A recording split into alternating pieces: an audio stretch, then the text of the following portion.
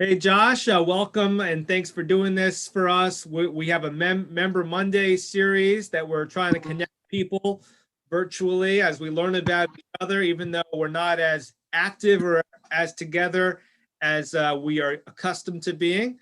And we hope that this pandemic is over as soon as possible. But we get a chance to be more familiar with one another in the congregation. So, how are you doing today? Shabbat Shalom, Rabbi. I'm doing real well, and thank you for the interview. And I'm, looking forward to it. Good, So, good. Good. Well, a good early Shabbos to you as well. This is the day that we are recording and hope to have it out there on Mondays, Member Mondays. So, Josh, if you could tell us a little bit about what it's like to kind of grow up in Richmond and to be a Jewish boy here, growing up in our community and our city, and what that experience was like for you. well, I think I, may have had a different experience. I mean, feel like I grew up in Richmond a lot. I mean, I'm originally from New York City, which is probably the, other than Eretz Israel, is probably the, kind of Mecca, or I shouldn't say Mecca, but, Right. center of Jewish life in the world. But I would always, my grandparents lived here in Richmond, and I would always visit them on the holidays, my mother and myself. And during the summer we would come and visit, any opportunity that we um, had to spend with them. We would come down to Virginia. Um, and during that time, my grandfather, he belonged to several synagogues in Richmond, and he felt comfortable praying and worshiping in all the synagogues. Right. And he would be around, and everybody was very welcoming to me. And like my grandfather, I mean, I just have great memories of Cole Emis, which is sadly no longer. I mean, the building is there, but the congregation is kind of absorbed by KBI. So I remember. You can say Mecca. We can joke around because this is the first program of the month of Adar. So there's supposed to be some a little bit of extra happiness, maybe levity on some level. But did you attend the day school here at all when you were younger? The RTA? I did not. I did not attend RTA. I knew I was friendly with a lot of people who did, but I didn't have an opportunity to attend RTA. Yeah, But I I know know. you have a close relationship with the alumni. Josh, for some people who are relatively new to the area or just haven't been here for too long, if you kind of made reference to your grandfather, if you could tell people a little bit about who he was and what he accomplished professionally, personally, I think he played a big role in the development here of the community. Yeah, of course. My grandfather Larry Sterling and my grandmother Deborah Sterling were, machers in the community here in Richmond. My grandfather actually secured some of the first loans to build some of the synagogues in town. He was a lifelong member of Bethel and I believe KBI and Orteed. He was one of the founding families there. My grandfather also helped to build the JCC. He was a real estate developer for about 60 years of his life. He built, over 1,000 homes around Richmond. And he was always, the Jewish community was very important to him. And, he was always included with, some of the leaders of the community. When decisions were being made, they would always consult him. And I remember rabbis always visiting him at home and different members of the community. So, like many of the people who have, my grandfather is now passed on, but, there were a lot of great, important men, in Richmond at that time, during those times in the 40s, 50s, 60s, 70s, all the way up till now. Right. Um, Yeah. So So how was he able to do that? Because your mother has a similar legacy, and I know you're a pretty modest person, but you've continued that. There seems to be this giving in your family, and this philanthropy that he was able to pass on, and it didn't just stop with him.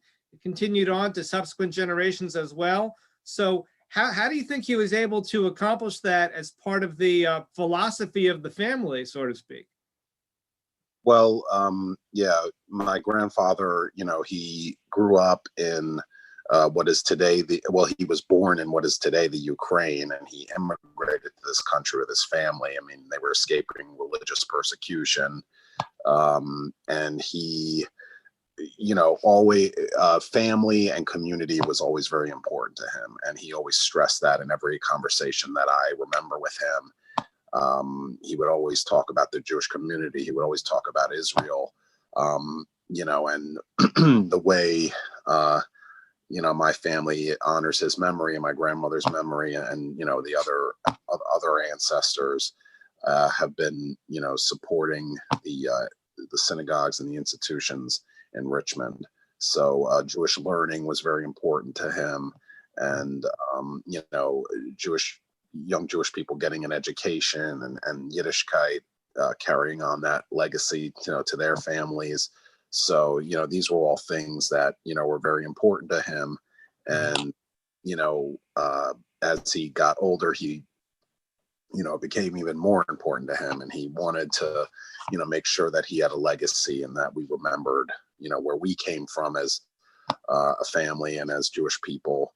Yeah, I know you're very proud of him. Maybe you could tell us a little bit about how the company got started, and where it is now, and a little bit about about the company. Absolutely. The company is, this year is our 75th anniversary of Wow. being. The company was started in 1946. My grandfather, I mean, I'm sure I'm leaving parts out, but he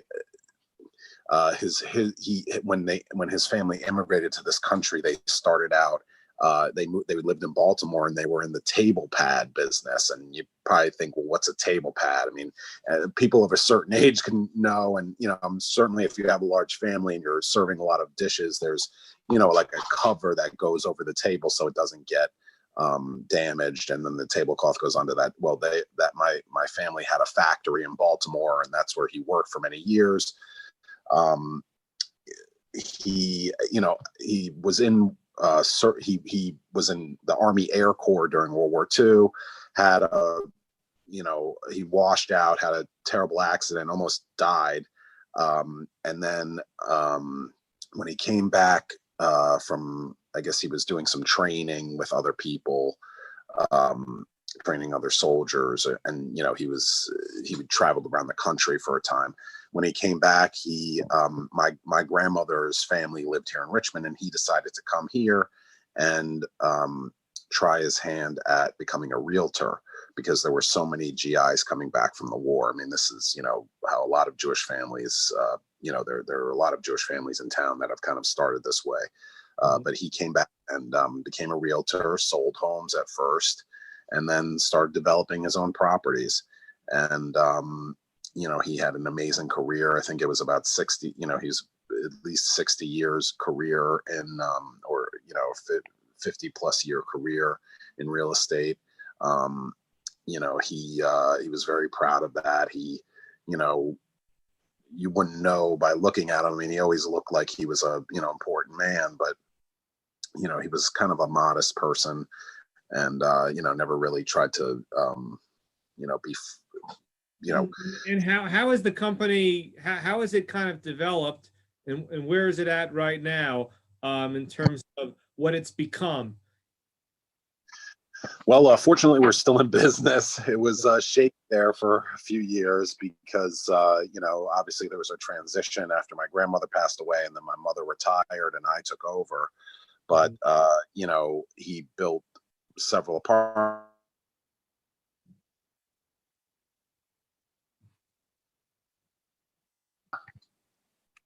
Um, Hello? Sorry. I lost you there Oh, for a second. Sorry, we lost it. He built I, what? You said he built several. as someone who's trying to call me, but yeah, he built several complexes um, that we still manage.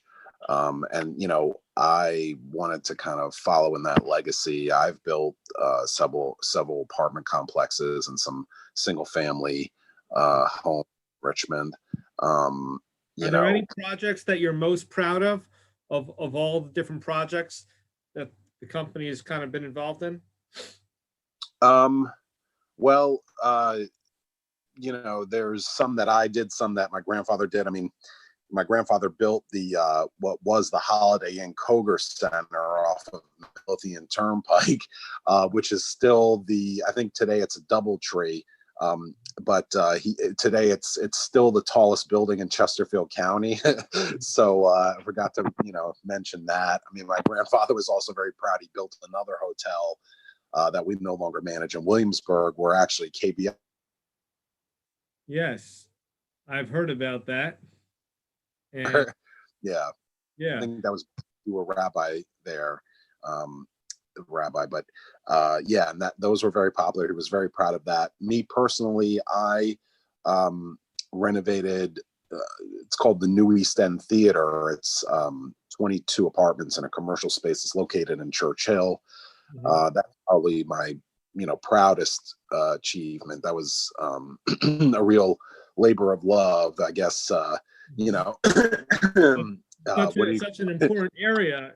Yeah, it's a very important area for us for locally. So sure, you're very proud of that. What's it like being a part of a family business as opposed to some of your colleagues and some of your associates who are not part of a company with that kind of culture? So tell us a bit about what it's like to be part of a family business. Well, obviously, there's a different dynamic when you're working with your family. Uh, it's it depends. I mean, some people go into the family business, other people go out and strike out on their own. With my family, I think I was always treated as an equal. Like I had an equal kind of say, and this is from when I was even Right. You're going in, like, I mean, I'm talking like 5 or 6 years old. That my family valued my opinion, and that really meant a lot to me, and it really shaped the man I am today. I mean, obviously there are other things that have shaped that, but sure. that was kind of the start. Able to kind of think logically about things, and talk on an adult level, and that really helped me You're going in and out a little bit. to myself. So to even be able to run this company, because I got my degree in history, from VCU. But and obviously you're like, well, what's history have to do with the company? But in a way it does, because I have a family legacy. I have historic properties that I'm dealing with. So I made a way, to kind of take some of what I'm also interested in, and apply it to the business. So Right. obviously I was given a lot of trust in running the company, and I've been running it now for about 5 years.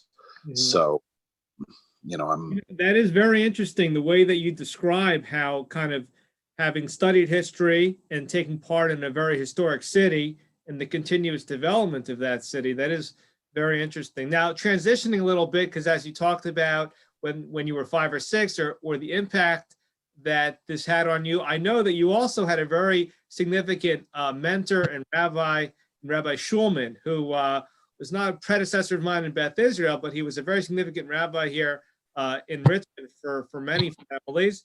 I guess if you can kind of speak to that relationship a little bit. It's not every day that you come across somebody who maintains a relationship over the course of decades now with their rabbi, or with a personal rabbi that they're close with. So if you can talk a little bit about that relationship.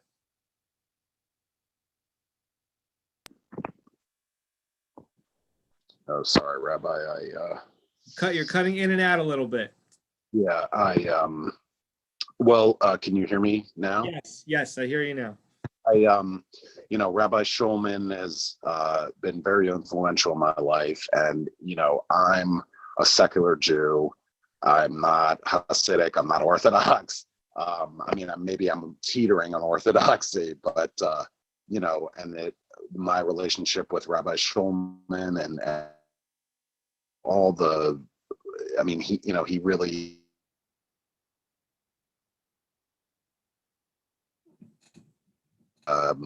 That was really important to me. I mean, my parents were divorced, and I always was, I've had my own, looking for different people to kind of fill the father figure void, without getting too personal, but, always looked to him as a friend and a mentor.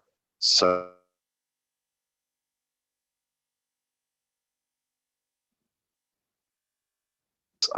life and especially their spiritual journey through life. I mean, maybe I'm not doing everything, that Rabbi Shulman, has instructed me or I've learned. Obviously, I've, applied a lot of what he has taught me, and I've kept a relationship with, several of his children. And, it's a really meaningful relationship for me. So, that's really neat. That's really neat. I guess, maybe if you can speak about New York City versus Richmond a little bit, what do you appreciate about being here in Richmond? What do you miss about New York? And then I guess when you're in New York, what do you miss about being in Richmond? If that question makes any sense. Yeah. There are great people in both cities, and it's different experiences in both cities. I mean, obviously in New York, you have neighborhoods where there are thousands of Jews, and every store is a Jewish, business. There's Hebrew writing everywhere.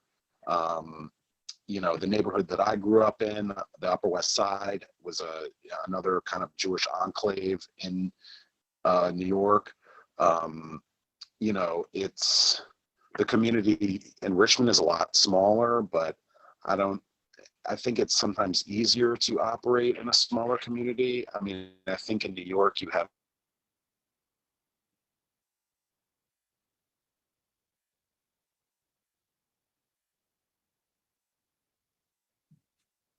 are, extremely wealthy and have huge families. And I mean, it's similar here, but it's a little bit difficult to kind of break into that, not break in, but, relate to some of the people because they're just so, kind of on a different, they're operating in a whole nother plane, it seems like. I mean, you might see them at synagogue, but you probably don't socialize with them, kind of thing. Right.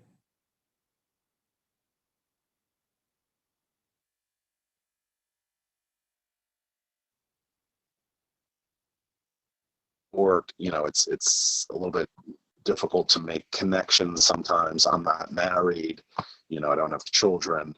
So, I think that helps a lot in both communities. I guess for me, not a lot of secular Jews will go to Orthodox or Lubavitch or Hasidic services. I feel comfortable in all of those.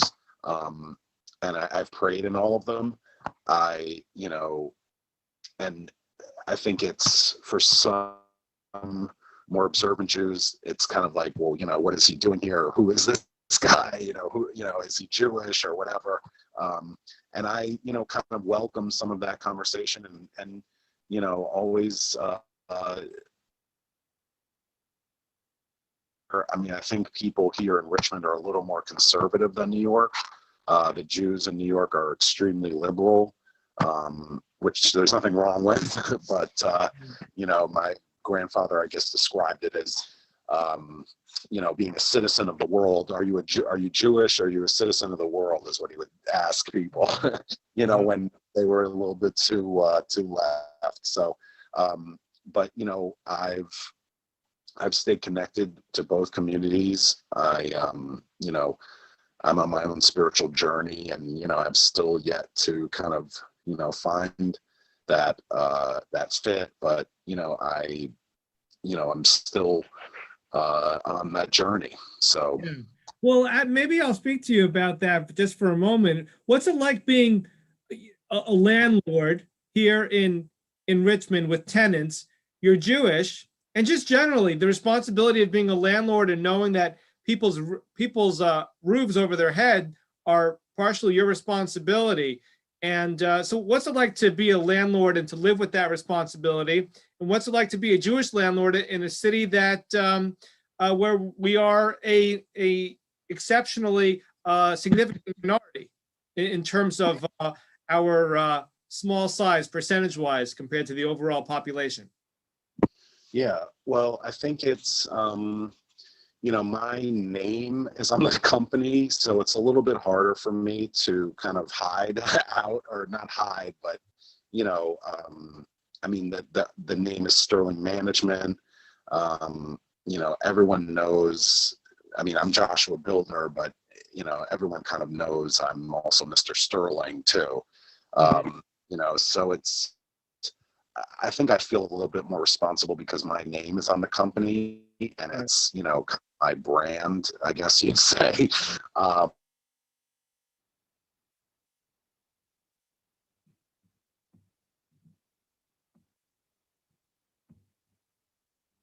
Hmm.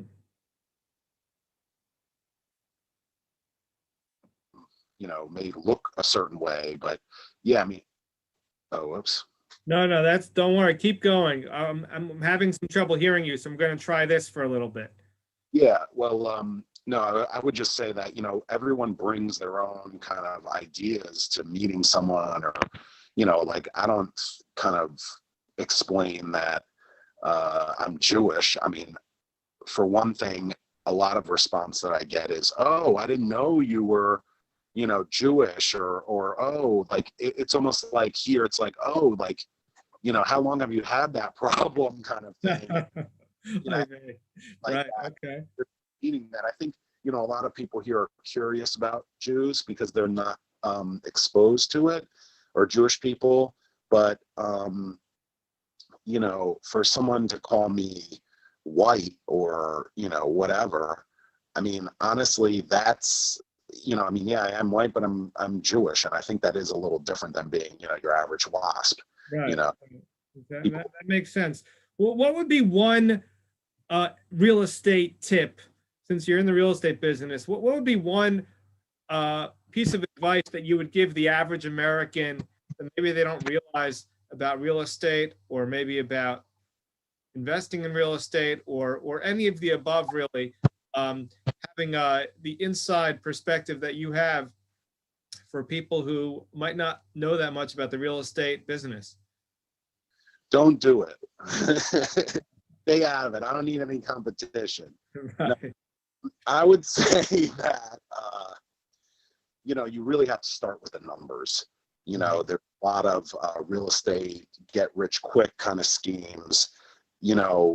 Unless you're, there are some of those cases out there where that has happened, but you really have to start with the numbers. Any deal that you get into, you got to, even if it's a back of the envelope or some kind of spreadsheet, you really have to, get all your numbers in order, because you can really sabotage yourself if you're not going into the deal with eyes wide open.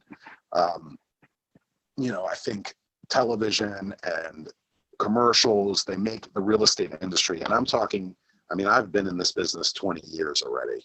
So, and I'm talking from experience.